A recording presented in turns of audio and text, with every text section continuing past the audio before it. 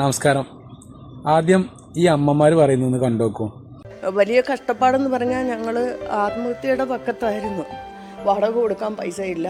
ഞങ്ങൾ എവിടെങ്കിലും പോകുമ്പോൾ തിരിച്ച് പ്രാർത്ഥിക്കും, ഞങ്ങൾ തിരിച്ചു വരരുതേ, കാരണം ഞങ്ങൾക്ക് കയറി കിടക്കാനിടയില്ല, വാടക കൊടുക്കാൻ പൈസയില്ല.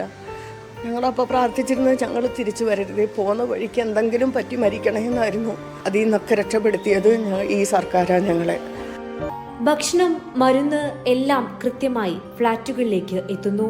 ഓരോരുത്തർ തന്ന അങ്ങനെയൊക്കെ സഹായിച്ചിട്ടാണ് മോളെ. പിണറായി സർക്കാർ ഉള്ളതിനെ കൊണ്ട് എനിക്ക് ഗവൺമെൻറ്റിൻ്റെ അടുത്ത് നിന്ന് ഭക്ഷണം കിട്ടുന്നുണ്ട്, കിടക്കാനൊരു വീട് കിട്ടി, മരുന്ന് കിട്ടി.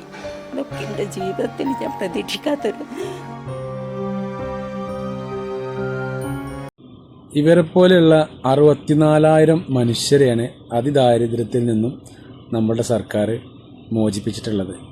അടുത്ത മാസം നവംബർ 1 കേരളപ്പിറവി ദിനത്തിൽ നമ്മുടെ സർക്കാർ ഒരു അതിസുപ്രധാനമായ പ്രഖ്യാപനം നടത്താൻ പോകുന്നുണ്ട്. അതിദരിദ്രരില്ലാത്ത നാടെന്ന ഇന്ത്യയിലെ ആദ്യത്തെ സംസ്ഥാനം എന്ന നേട്ടം കൈവരിക്കാൻ പോകുന്ന സംസ്ഥാനമായിട്ട് നമ്മുടെ കേരളം മാറാൻ പോവാണ്. ആരാണ് അതിദരിദ്രർ, എങ്ങനെയാണ് അവരെ അതിൽ നിന്ന് മോചിപ്പിച്ചത് എന്ന സംശയം പലർക്കും ഉണ്ടാവും.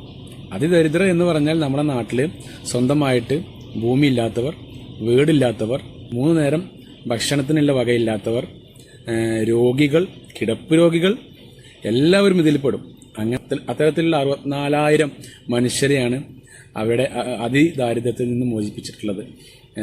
കേരളം ഒട്ടാകെ കുടുംബശ്രീ വഴി നടത്തിയിട്ടുള്ള സർവേയുടെ ഭാഗമായിട്ടാണ് ഇവരെ കണ്ടെത്തിയത്. മതത്തിന്റെയോ ജാതിയുടെയോ വേർതിരിവ് എവിടെയുമില്ല.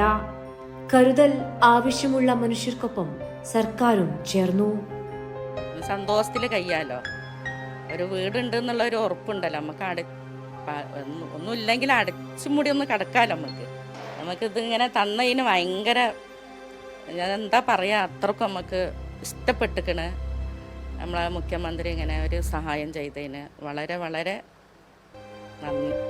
അതിദരിദ്ര വിഭാഗത്തിൽപ്പെട്ട കുറേ മനുഷ്യർ, അവരെ തെരുവിലേക്ക് വലിച്ചെറിയാതെ ചേർത്തു വയ്ക്കുകയായിരുന്നു ഈ സർക്കാർ. അന്തിയുറങ്ങാൻ വീട് പോലുമില്ലാത്ത മനുഷ്യർ ഇപ്പോൾ ഈ ഫ്ളാറ്റുകളിലാണ് താമസം.